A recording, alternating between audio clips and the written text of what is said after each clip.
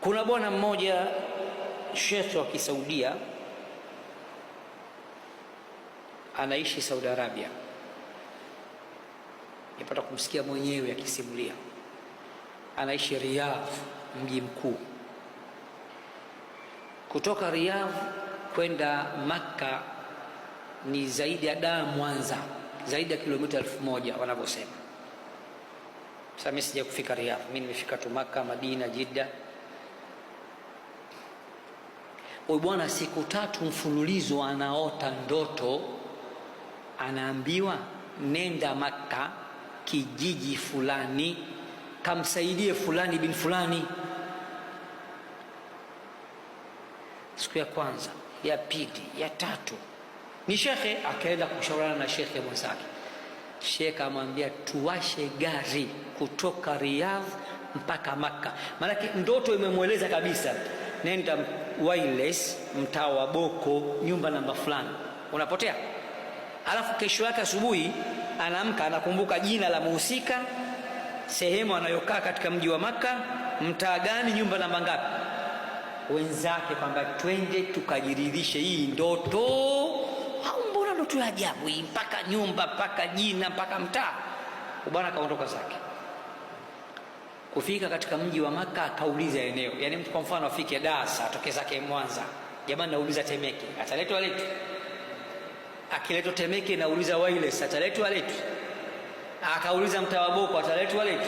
Akifika Boko anauliza nyumba sio namba ngapi, ataletwa letu. Shekhe kaenda mpaka kufika katika ule mtaa, anauliza, mtaa mzima wanashangaa, hii hao mashehe wazima wanamtafuta yule muhuni atakuswali aswali yule, kumbe jamaa dini anataka chembe shekhe, haswali, anakunywa pombe, ana majanga kibao. Nyie vipi? Huyu mtu sio mtu.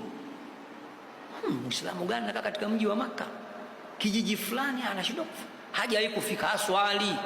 Mashehe nyewe vipi? Tupelekeni kwake, hivyo tunamhitaji.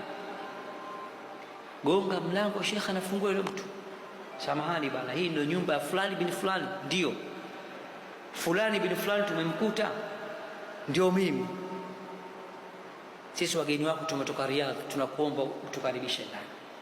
Anakaribisha ndani, ndugu yetu, mimi naitwa fulani na wewe unaitwa fulani na unaitwa fulani, tumekata kilomita zaidi ya 1000 na kitu, tumetumwa na Allah kwako. Allah anatuambia nendeni mkamsaidie fulani, na katika ndoto pamoja na kukusaidia tukushike mkono twende tukafanye umra. Yule bwana akalia. Sasa ndugu zangu, mimi na miaka zaidi ya 30 sijaswali, sijafunga. Wakaambia twende. Wani mashehe wanataka kujua kwa nini Allah akafanya hivi, una mapungufu gani ndani. Wakakuta nyumba ya kawaida na hali fulani ya ufukara, wakamsaidia shekhe. Walikuja na mapesa yao shekhe, wakampa mabunda shekhe, si mchezo hii, mkabidhi mke wako na nini, ada twende tukafanya umra. Jamaa akasema alhamdulillah, napata pesa zote hizi, nenda kutubia, narudi mambo super, natengeneza nyumba, kila kitu kimeenda vizuri. Shekhe wakafika pale umra, wakatufu, wakafanya kila kitu.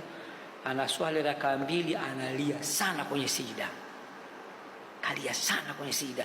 Wamekaa pembezoni mwake wanasikiliza, huyu mpaka sasa tujajua ana kitu gani huyu.